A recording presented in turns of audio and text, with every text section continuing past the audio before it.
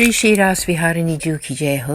सब वैष्णवों को सादर सप्रेम सानंद सदैन्य जय Shri Krishna. Braj Kishori Seva Trust continues the readings of Sri Hariraji Bade Shiksha Patra. It is letter 21 and verse 7 and 8. The best listeners are those who have respect for the Lord, but they still only increase my worldly recognition.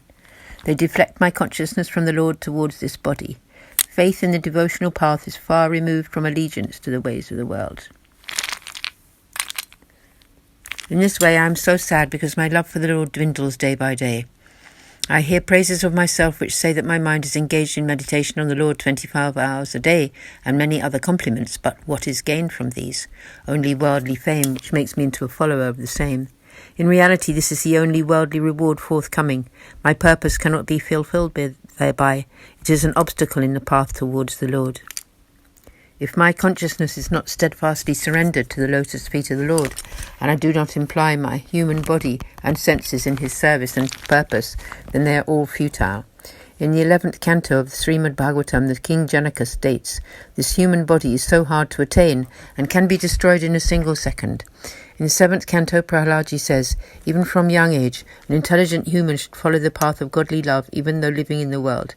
This human birth is so hard to come by and does not last forever, but it can fulfill its purpose." These teachings tell us that a human birth is so difficult to achieve and is instantly destructible. Seeing and serving the Lord is also hard to attain, and one should do as much as possible towards this goal. Follow the righteous path of godly love even from a young age, otherwise the human body is all in vain. Faith in the Lord is opposed to the worldly flow. The Lord is not pleased by one who feels joy when hearing their own praises. Pride extracts you from the Lord's heart. Enjoying such praise is opposed to the path of divine love.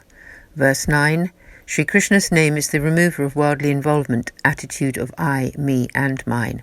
Although the foolish ignore him, this age of Kali deflects the mind even of saintly people. Tika 9. Shri Krishna's name is the enemy of attachment to mundane existence. When he enters your heart, it is destroyed, and your ties to worldly activity and superficial relationships are cut. But the embodied soul is foolish. It wants Shri Krishna, but also favours worldly involvement. But then worldly involvement denies Shri Krishna. If Shri Krishna showers his grace, then this, I, me, mine attachment falls away. In this age of struggle, few know the Lord. It is a very difficult time and can even distract the mind of the knowledgeable and divert it towards mundane attachments. Even though a saintly soul knows that this mortal existence is to be insignificant and that the Lord is its powerful destroyer, still this age can divert their mind away from the truth. Verse 10. The association of such saintly souls which can eradicate the impurities of this time is just not there. Therefore, the devotees of the path of grace must always exercise caution. Tika. In this verse, Sri Hariraji is instructing all Vaishnavas on the path of grace to be constantly vigilant in the face of these huge difficulties in this age of struggle, which obstruct all righteous ways. I don't have the good association which can destroy my faults inherent from this age. If I could find such a great devotee, these obstructions would fall away. Such company is hard to find. Therefore, O Vaishnavas, be intensely vigilant at all times. This path on which you travel is very elevated. Stay away from bad company. Keep association. Keep good association and grasp Shri Acharyaji's lotus feet to your heart. Letter 20. This concludes letter 21. We're now moving on to letter 22, which has 5 verses in total.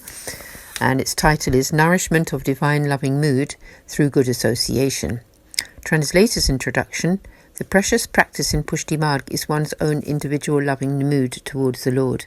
These loving sentiments for the divine should be nourished by one's devotion, and opposing practices should be renounced. This stage of devotion is possible in the present age of Kali through the grace and blessings of Vaishnavas.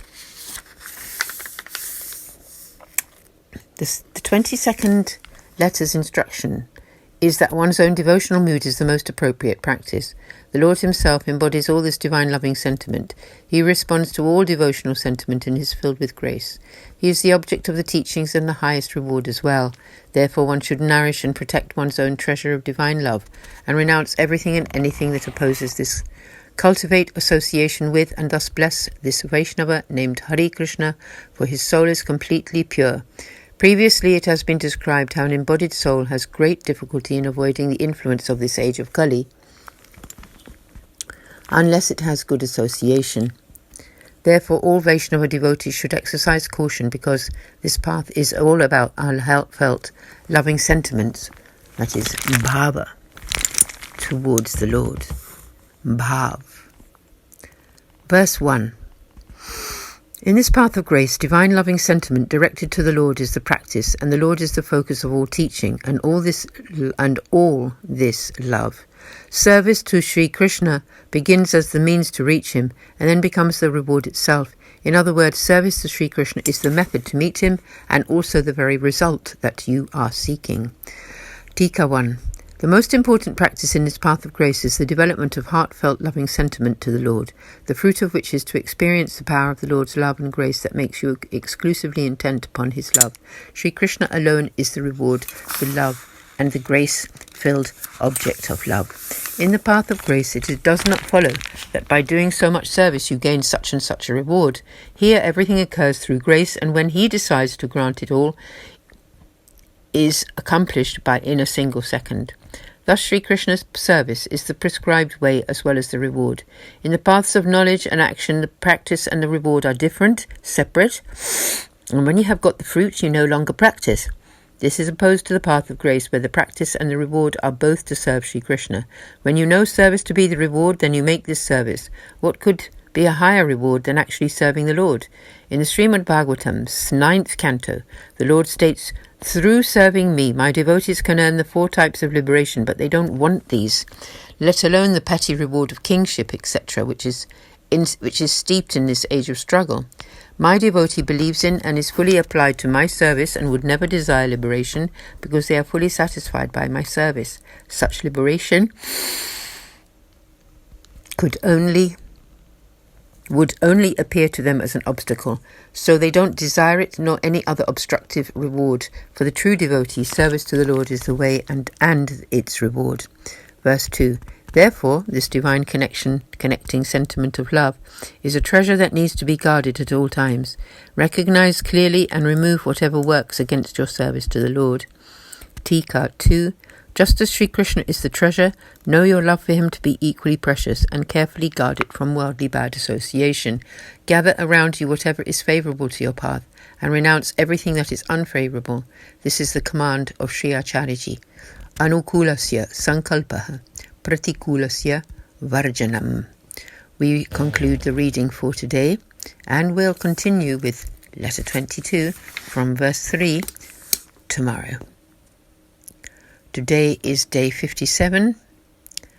Aaj ke Anand ki jai, sab Vaishnavan ko jai Shri Krishna. Shri Shri Ras Viharini Ji ki jai ho.